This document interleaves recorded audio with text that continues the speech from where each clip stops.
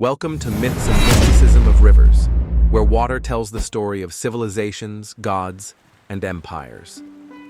Today we journey to the cradle of one of the world's most enduring legends, ancient Egypt, a land born from the breath of a river, the mighty Nile. Before we begin, don't forget to subscribe and turn on the notification bell so you never miss a story where myth meets river. The river that birthed an empire. Egypt, a land of golden sands and timeless monuments, has long stood as a symbol of greatness. But what force shaped this civilization for over 3,000 years? The answer flows through its very soul, the Nile. Stretching more than 4,000 miles, the Nile is the longest river on Earth. Yet for Egypt, it's more than a river. It is life itself. From a bird's-eye view, it's a ribbon of green slicing through an endless desert. In a country where 97% of the land is arid, this lush corridor nurtured one of the world's first superpowers. Every year, the Nile's predictable floods deposited rich silt onto its banks, creating fields of gold amid the barren sands. Farmers planted wheat, barley, and flax, sustaining a growing population and empowering the rise of cities, temples, and dynasties. The river dictated the agricultural calendar, guided religious rituals, and even inspired the myths that crowned the pharaohs as divine. Without the Nile, there would be no pyramids at Giza, no golden mask of Tutankhamun, no sprawling temples at Karnak and Luxor. The Nile wasn't just Egypt's lifeline, it was its architect, its muse, and its eternal heart. In every stone, every scroll, and every story that echoes from ancient Egypt, the Nile's silent current still flows. Pyramids, stone giants along the Nile. Just 8 miles from modern-day Cairo, 3 monumental pyramids rise from the sands of Giza, silent sentinels of a forgotten world. The Great Pyramid of Khufu, built over 4,500 years ago from more than 2 million limestone blocks, defies time and logic. Standing at 480 feet, it was the tallest structure on Earth for over 3 millennia. But the pyramid's true marvel lies not only in its scale, but in its origins. How did ancient Egyptians transport such massive stones across river and desert? Aerial archaeology reveals an ancient harbor and a canal system once fed by the Nile's annual flood. This vast waterlift network brought stones from distant quarries, floating them across the river and directly to the pyramid plateau. The Nile wasn't just a river, it was the highway of the gods. Today, the remnants of these forgotten waterways whisper secrets of a civilization that mastered nature itself. The workers who toiled under the burning sun were not merely laborers, but engineers, artists, and dreamers, shaping eternity one stone at a time. Each block, ferried by the river's sacred currents, carried not just weight, but a fragment of divine ambition, a legacy destined to outlast kingdoms and kings. As the desert winds howl and the modern world buzzes beyond the plateau, the pyramids endure, monuments not just to human ingenuity, but to the river that birthed an empire. The hidden city of the builders. Just south of the pyramids, excavation of a long-lost workers' village gives us insight into the tens of thousands who built these monuments. With bakeries, granaries, workshops, and homes, it was a thriving city. They were not slaves, but skilled artisans and laborers, nourished by the Nile and unified under Pharaoh's divine vision. Here, amid the dust and stone, archaeologists have uncovered a society built on discipline, devotion, and remarkable organization. Rows of modest homes reveal the lives of workers who carved history, one chisel mark at a time. Communal bakeries, once filled with the scent of fresh bread, kept the labor force fed, while storerooms bustled with supplies brought in by river barges from across Egypt. Their lives followed the pulse of the Nile. When the river flooded and farming paused, Laborers turned their hands to the service of the gods and kings. Seasonal rhythms became sacred duties, and every tool, every loaf, every stone was part of a greater cosmic order. This hidden city reminds us that greatness is rarely the work of one man alone. It rises from the collective spirit of thousands, moving as one under the eternal gaze of the river and the sun. Elephantine Island, where Egypt began. Elephantine is more than just home to fishermen. It was one of the first Nile settlements over 5,000 years ago. From above, remnants of mud brick towns and temples whisper stories of Egypt's early spiritual life. Here, archaeologists have uncovered nilometers, ancient instruments carved into stone to measure flood levels and predict the agricultural fate of the year. The Nile's rhythm guided the entire civilization. A high flood meant abundance, a low one meant famine. It was the divine heartbeat of a nation. Beyond the practical, Elephantine was a sacred threshold between the known world and the spirit realms. It was believed to be the dwelling place of Khnum, the ram-headed god who shaped humans on his potter's wheel and controlled the source of the Nile. Pilgrims traveled here to pray for steady floods and to offer thanks for life's essential waters. Today, wandering through its ruins, one can almost hear the echoes of ancient chants carried by the river breeze. Elephantine stands as a testament. The Nile was not merely a river to the Egyptians. It was a living, breathing force, both protector and punisher, sculptor of destiny itself. The desert beyond, life on the edge. Outside the Nile Valley lies the Sinai Peninsula, a harsh, rocky wilderness where Bedouin tribes like Qudras have survived for centuries. Qudra walks miles daily to find grazing ground for her goats and harvest desert plants for soap. Her life is austere, but deeply rooted in tradition and resilience. The Nile may not touch her village, but its mythology echoes even here, of endurance, connection, and the eternal balance between man and nature.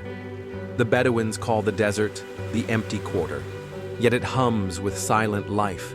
Ancient caravan routes, etched into stone by generations of travelers, weave their way toward the Nile's fertile promise. Nomads once ferried spices, incense, and precious minerals across these brutal landscapes, forging a vital link between the desolate and the abundant.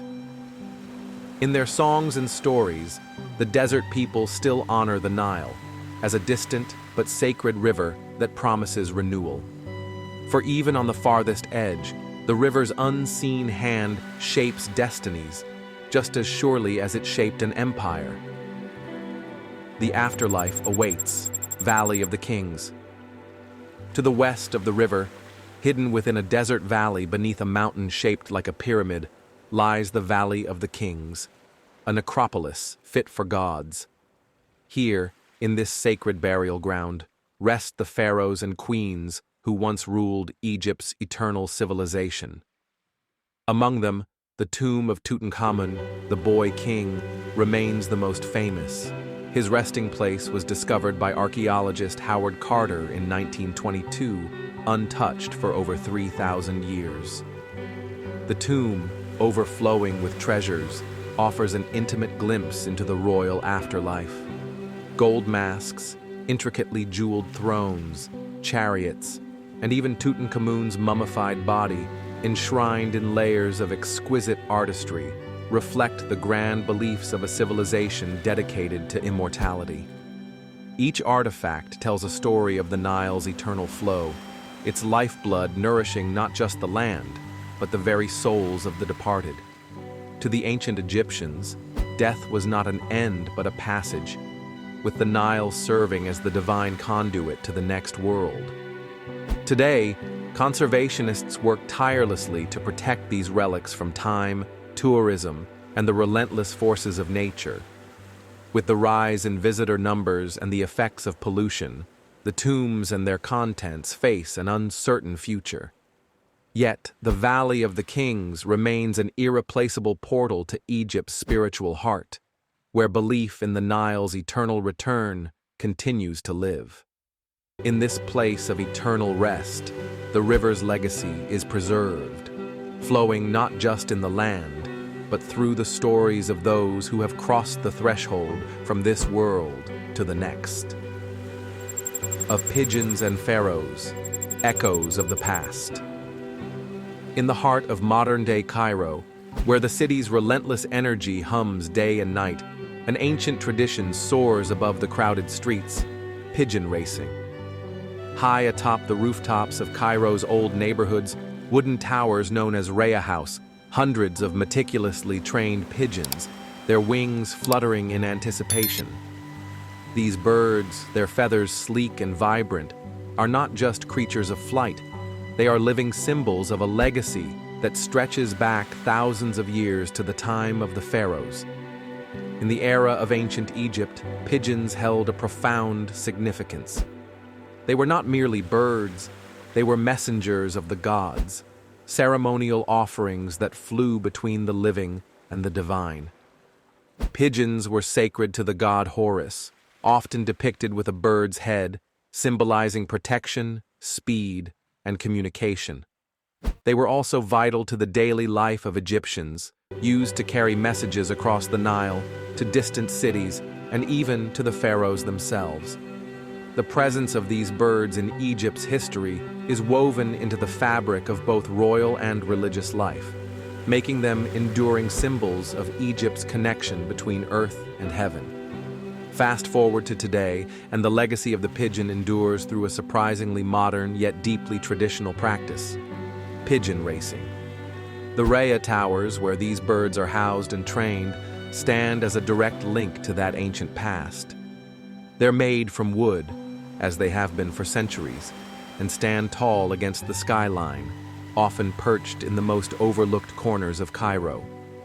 From these towers, pigeons are trained to fly long distances, guided by instinct and their bond with their home, much like the pigeons of old that return to their masters with crucial messages. This competition, held with great pride and skill, is more than just a race. It's an expression of community. Neighborhoods come together to watch as these birds return, their swift and graceful flight echoing the speed and precision of ancient messengers. The race is not only a celebration of the bird's skill, but also a living connection to a past when pigeons carried the weight of royal decrees, prayers, and declarations of war. It is a reminder that in Egypt, the past is never truly gone. It flies alongside the present, through the wings of these pigeons.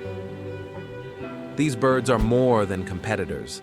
They are the enduring symbols of Egypt's long history, carrying the whispers of pharaohs and their divine messages to the future. In a city that constantly reinvents itself, pigeon racing remains a unique cultural practice, an echo of the past breathing life into the present, as it always has along the banks of the Nile. Temples of the Eternal Pharaohs. In the west bank of Luxor, where the Nile's rhythm pulses in the veins of the earth, monumental structures like the Temple of Hatshepsut and the Ramesseum stand proudly against the desert sky. These temples, carved from the very heart of the mountains, are not just feats of architectural genius. They are expressions of divine power and eternal authority. From the ground, their towering columns and massive pylons dwarf all who approach. But from above, they form sacred geometric patterns that mirror the cosmos, echoing the pharaoh's desire to align with the gods themselves. The Temple of Hatshepsut, one of Egypt's most remarkable queens, rises in majestic terraces, its symmetry reflecting the harmonious order of the universe. Built into the cliffs of Deir el-Bahari, it faces directly toward the Nile, the source of life, as if reaching out to embrace the flow that sustained the kingdom.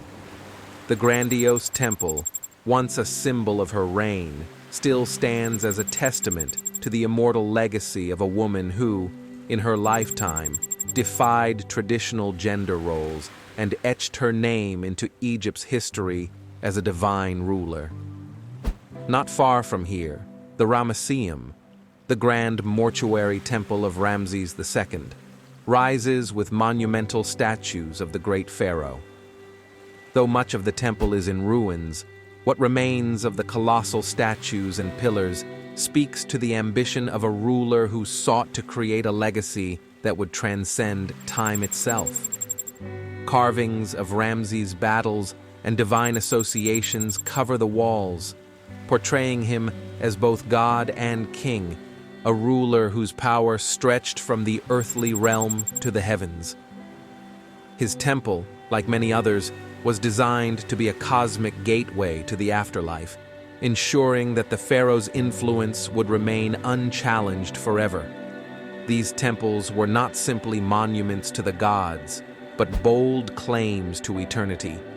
They were built to withstand the ravages of time, their towering stone walls meant to echo the pharaoh's eternal reign. Even in death, the pharaohs demanded not only a presence in the world of the living, but a direct connection to the Nile, the life-giving river that they believed was the conduit between the mortal and divine worlds. From the vantage of these temples, the Nile itself became a sacred river, a river that, like the pharaohs, would never fade away. As the sun rises each day over these monumental sites, hot air balloons drift silently above, providing a bird's-eye view of the temple's sacred geometry. The morning light casts long shadows across the desert, revealing the timelessness of these structures, designed to honor and immortalize the rulers they were built for. Today, the ruins of these temples stand as a reminder of the profound connection between Egypt's rulers and the river that sustained them, forever etched in stone, forever reaching toward the heavens. The river of gods, then and now. For millennia, the Nile has flowed, unchanged in its path, yet constantly evolving in the lives it shapes. Its waters, shimmering in the morning sun and winding through the heart of Egypt, have been a silent witness to the rise and fall of empires, the birth of civilizations, and the passage of time. The river has long been more than just a source of water. It is the lifeblood of Egypt, a divine force that has nurtured and guided the people who have called this land home for over 5,000 years. In ancient times, the Nile was revered as the very artery of the gods. Pharaohs, the living gods of Egypt, built grand temples to honor it, and its waters were thought to carry divine power. Sacred barges, adorned with gold and jewels, were floated along its currents to honor the gods. The river's floods were seen as a blessing from the heavens, bringing rich silt to the land, ensuring the bounty of crops, and providing sustenance for a growing empire. The Nile was not just a river, it was the connection between earth and the divine.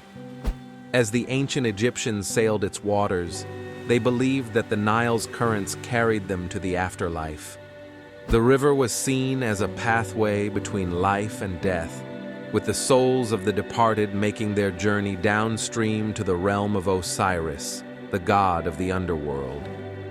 Kings were buried in tombs along the Nile's banks, ensuring their proximity to the river that would carry them to eternity.